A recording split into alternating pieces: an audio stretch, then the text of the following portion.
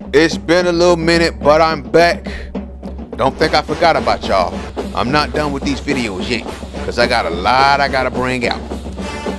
So, here we are, the USC Trojans, the Arizona State Sun Devils. We're going to be playing in Tempe, Arizona, and as you can see, there's not a lot of people in this stadium. So, over the last month, I've been in Alaska. I've been trying to upload more than 2 videos over the last month, and the Wi-Fi there is absolute garbage. It's absolute trash. It literally took me, the last 2 videos I did, it literally took me a day and a half to upload those videos on YouTube, just to upload them. The Wi-Fi up there where we were staying, I believe it was outside of Fairbanks, but the Wi-Fi there is absolutely garbage. And I had to literally leave my laptop open just so 2 videos could finish. So here we are, we're ranked number 5 now. We're not getting no respect in the polls. We're taking on Arizona State, a team that is struggling. But we're not here to talk about this game in particular. We're here to talk about those USC Trojans in real life. And after going up to Salt Lake City and taking that heartbreaking loss like we did, the bye week couldn't come at a better time. So we was ranked number 6 in the country. The Utah Utes, they was ranked number 20. We go up to Salt Lake City and we start off the game on fire. Caleb Williams is hitting on all cylinders. Mario Williams and Jordan Addison, they're doing their thing. The run game is clicking right now. Travis Dye, who's having a great year right now. And then here comes a momentum swing for the Utah Utes. So it's a 3rd down situation. We rush 4, I believe it was. We get an interception by Kalen Bullock on the side of the end zone, which was a great play by the secondary. And then boom, we get called for roughing the passer on anything that was not roughing the passer. That was an awful call. What happens on the very next play? Utah scores a touchdown on a run play up the left side, well, basically up the gut. So they finally get the momentum that they needed. It's a 14-7 game. And from there, it would go back and forth with offensive scoring. I believe it was 28-21 at the half. 28-21 at the half. USC was on top. Now, keep in mind, both of these offenses finished with well over 500 yards of total offense. So there was well over 1,000 yards of total offense between both teams. USC finished with 381 in the air, 175 on the ground. Utah had 424 in the air, 138 on the ground. Now keep in mind, half of that 424 passing yards by the Utah offense was to one player. So Devin Kincaid, I believe that's his name. Take that back. Dalton Kincaid is his name. The man is the starting tight end. He had 16 receptions for like 234 yards. The tight end was dominating this USC defense, and for the most part, a lot of his passes were caught on the same play. We couldn't do anything with Dalton Kincaid on man-to-man. We tried, even with our nickelback, we couldn't stop him. And he would just sit in a zone, find a window in our zone, get the ball, and then just bully for yardage, man. Like, he was an absolute monster that night. But our defense, it was everything that I feared it was going to be.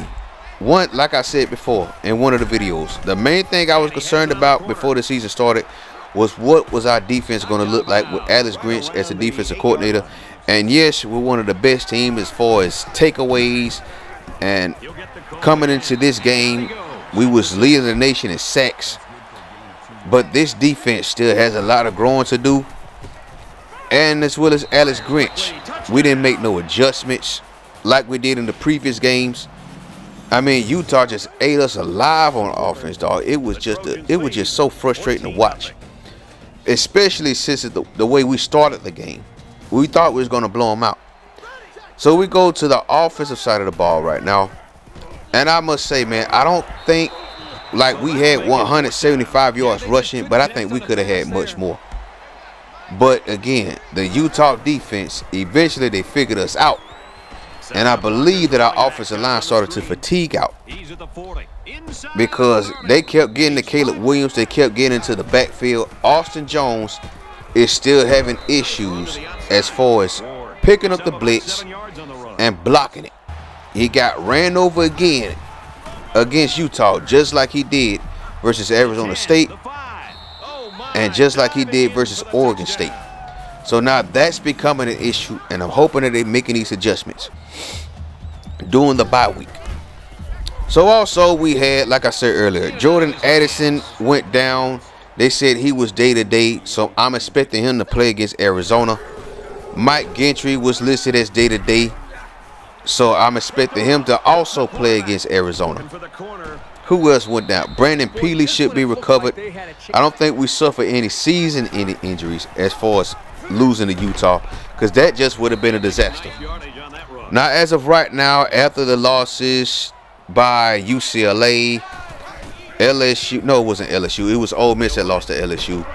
And then there was one more team that lost. Yeah, that's right. It was Syracuse, a game that I still can't believe they lost. They didn't bring anything second half versus Clemson. But good Lord, the commissioner just got blasted back in the backfield right there. Y'all saw that? But anyway, so we go into this, well, this upcoming weekend. We're going into the weekend being ranked as the number 10 team in the country, and we have to win the rest of the way out. I don't expect them to lose another game up until the UCLA game, because that game is going to be a challenge. Quarterback, the defense is not spectacular for the Bruins, but their offense can put up points, and our defense has to be ready for that. I can see the battle for the victory bell being a shootout, man. I'm over here watching the New England Patriots and the Chicago Bears right now, and Dante Pettis just got a great return. They're still up by 2 touchdowns too. But anyway, back to USC in real life. I am expecting everybody to be back. I'm hoping that we will be ready to play when we go down to Tucson, Arizona, even though the Arizona Wildcats are not a good football team right now. I believe we have Cal after that. The next few games are pretty much, the rest of the games are winnable. But I do believe our biggest challenge is going to be UCLA up to this point. Like, we have to win, but not only win, we have to win convincingly, dog. We can't be dragging ass the rest of the way this season. Our defense has to get it together. We see the potential. We see that they can get turnovers and stuff like that. They do a good job of bending and not breaking. But once again, like I said, we're not deep up front. We're not deep up front on offense, no defense. But the offensive line has been very impressive so far this season. Very surprised how well they've been so far. Defensive line, we need some more depth. Also, the linebacker positions are very concerning to me because we only have one linebacker that can cover as far as stop the run, and that's Mike Gentry. Shane Lee has been a disappointment so far. I hate the fact that Heights, the dude that transferred from Auburn, got injured and he's out for the season, because we could really use another man right now. But for the most part, Mike Gentry has been our best linebacker so far this season. I do like Garoff, but I just don't like him in coverage. And plus, he misses a lot of tackles. So that's a big concern for me. Secondary, I do like our secondary, even though they got cooked versus Utah in our last game. I do think they'll be fine. They'll be back. They was unfortunate to have some pass interference calls on them that were not pass interference, but they will bounce back. But that goes back to our run defense. Our run defense is not good at all. We kept getting beat up front. They just kept having our way. Just the teams are just bigger than us up front, it seems like. I just think we just need more will and determination. Since we're not deep, we don't have the players to do rotation right now. We just got to do what we can. Just do the best we can for now. And just keep playing well. But we got a lot to improve on, man. Still a lot of football left to be played. So I did catch the UCLA game against Oregon, and Bo Nix had the game of his life. He left Auburn, he went up to Eugene, Oregon, and it was the right decision. He's saving his career. He might get drafted now. I jokingly tweeted Bo Nix for the Davey O'Brien. So we had 5 touchdown passes against UCLA. I believe he only missed on 8 or 9 targets. I forgot. But he had a great game versus UCLA.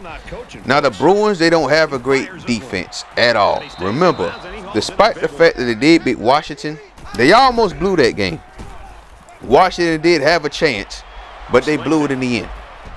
So I'm very excited about the battle for the victory bell because I'm still salty on how UCLA whooped our ass last season in the Coliseum. Remember, a USC fan wanted the UCLA quarterback's autograph, and that was so embarrassing to see, man. They put up 60 points on us too in the Coli.